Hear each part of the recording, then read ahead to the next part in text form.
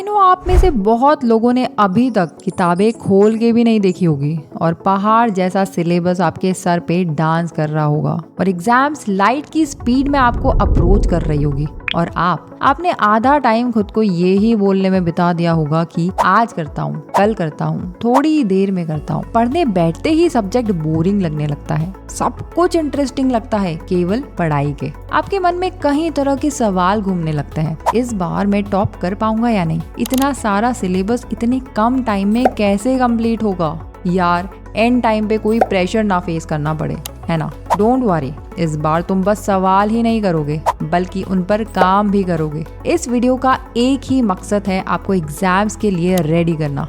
Guys, I know you don't have enough time for preparations, but trust me, अगर आप आगे बताई हुई स्ट्रेटेजीज को फॉलो कर लेते हो तो आप स्मार्ट वे में अपनी लर्निंग प्रोसेस को स्पीड अप कर सकते हो। So, let's get started. Sit with wholeheartedly.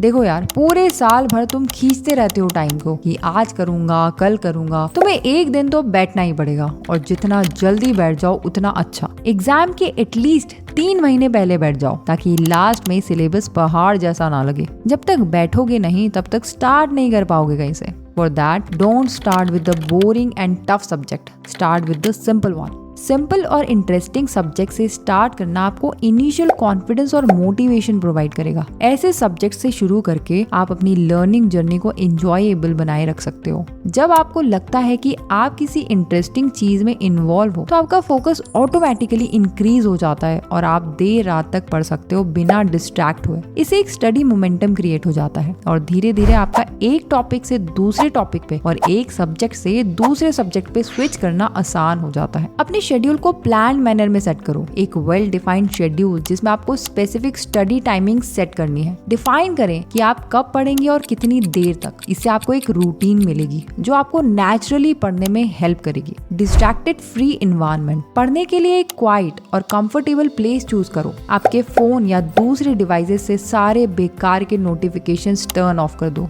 जहां आप पढ़ाई करते हो उसे एक क्लटर फ्री यानी कि नीट एंड क्लीन रखो। एक डेडिकेटेड और डिस्ट्रैक्शन फ्री एनवायरनमेंट आपके फोकस करने की एबिलिटी को बढ़ाएगा ताकि आप मन लगा के पढ़ाई कर पाओ। Number 2, 3 hour strategy. दोस्तों, I need you to make sure that आप इस 3 आवर स्ट्रेटेजी को स्ट्रॉन्ग कर लो क्योंकि ये आपको एग्जाम प्रिपेयर करने में बहुत हेल्पफुल साबित होगी। 3 hour, that is reading, retaining, realising. ये तीनों में से अगर एक में भी कमी हुई तो आप अपना डिजायर्ड रिजल्ट अचीव नहीं कर पाओगे। जब भी आप एग्जाम के लिए प्रिपेयर करने बैठते हो, आपको पूरा सब्जेक्ट प्रिपेयर करने के लिए उसे छोटे छोटे टास्क में पहले ब्रेक डाउन करना पड़ता है और हर टास्क को कंप्लीट करने के लिए एक अलग माइंडसेट चाहिए होता है। फॉर एग्जाम्पल, जैसे जब आप रीड करते हो तो आपको अपनी रीडिंग स्पीड पे ध्यान देना पड़ेगा। अगर आपकी रीडिंग स्पीड कम है तो आपको जल्दी सिलेबस करने में बड़ी दिक्कत होगी। वहीं अगर आपकी रिटेन करने की पावर अच्छी नहीं है तो आपकी रीड करने की कैपेसिटी कितनी ही फास्ट हो, अगर आप याद ही नहीं रख पाओगे तो उसका कोई फायदा नहीं है।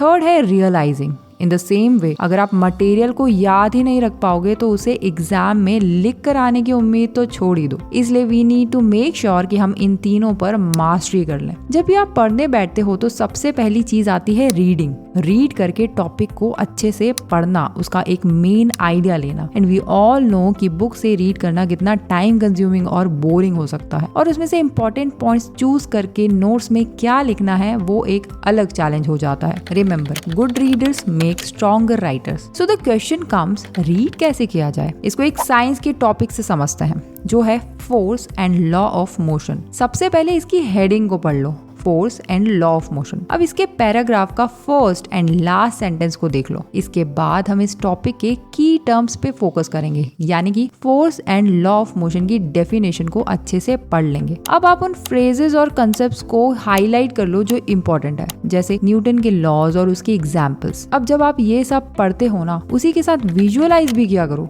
जैसे कोई चीज कैसे मोशन करती है, कितने तरह के फोर्सेस उस पे अप्लाई होते हैं। एग्जाम्पल्स देखो, फॉर इंस्टेंस एक कार कैसे आगे बढ़ती है, एक बुक टेबल पर कौन से फोर्स के साथ टिकी रहती है। ये सारे एग्जाम्पल्स फोर्स एंड मोशन के लॉज पर बेस है। आई थिंक अब आपको समझ आ गया होगा कि पढ़ना कैसे है। याद रखो, हमारा गोल मेन आइडियाज और एग्जाम्पल्स को समझने का है, जिसे हम इफेक्टिवली और एफिशिएंटली रीड कर पाए। Once you practise reading effectively, you can now switch to second step, that is retaining. देखो, रिटेन करने के दो तरीके हैं। एक तो जो भी आपने पढ़ा है उसके नोट्स तैयार कर लो खुद से, या उन नोट्स में से पढ़ लो जो आपको क्लास में बताए गए हैं। नोट्स बनाना इज नेसेसरी, क्योंकि ये बाद में एग्जाम के दौरान आपका काफी सारा टाइम बचाती है। आपको शॉर्ट में इंपॉर्टेंट चीजें एक साथ पढ़ने को मिल जाती है। अगर आपने नोट्स खुद से बनाए हैं तो ज्यादा अच्छे से रिकॉल कर सकते हो। और अगर आपको नोट्स बनाने में आलस आता है तो आप दूसरी एक और ट्रिक यूज कर सकते हो, जो मैं अपने एग्जाम टाइम पे यूज किया करती थी। वो है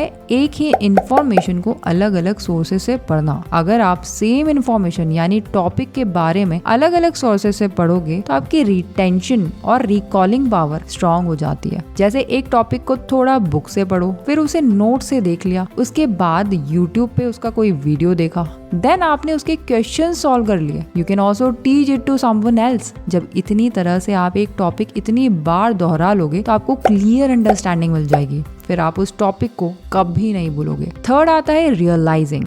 यहाँ पे रियलाइजिंग टर्म का मीनिंग है उसे एग्जीक्यूट करना। सिर्फ सिलेबस खत्म करना ही इम्पोर्टेंट पार्ट नहीं होता, उसे एग्जीक्यूट करना भी उतना ही इम्पोर्टेंट होता है। एग्जीक्यूशन से मेरा मतलब है कि जो आप एग्जाम में लिख कर आने वाले हो, जो क्वेश्चंस एग्जाम में पूछे जाने वाले हैं, उसे अच्छे से आंसर शीट पर लिख कर आना। और जब आपको सब्जेक्ट की अच्छी अंडरस्टैंडिंग होगी तभी आप उसे स्ट्रक्चर्ड वे में लिख कर आ सकते हो। उसके लिए you need to practise it. आप मॉक टेस्ट लगा सकते हो, पास्ट अनसॉल्व्ड पेपर सॉल्व कर सकते हो, खुद से क्वेश्चंस फॉर्मुलेट करके उसके आंसर्स खुद से लिख कर देखो। Now when you write an answers, उसे एनालाइज करो, चेक करो किसी रेफरेंस से कि आपने कहाँ मिस्टेक की है, आप उसे कैसे बेटर कर सकते हो। In this way you can become expert in answers writing. अब जितना ये प्रैक्टिस करोगे उतना बेहतर होते जाओगे। Now last point is consistency. भाई, consistency is what transforms average into excellence. इसको ऐसे समझते हैं कि एक बच्चा है जो एक टॉपर की स्टोरी सुन के इतना मोटिवेट हो जाता है कि वो भी टॉपर बनने की जर्नी को पूरे जोश के साथ स्टार्ट कर देता है, लेकिन कंसिस्टेंसी मेंटेन करने में उसे बड़ी प्रॉब्लम होने लगती है। वो अपना मोटिवेशन एकदम लूज कर देता है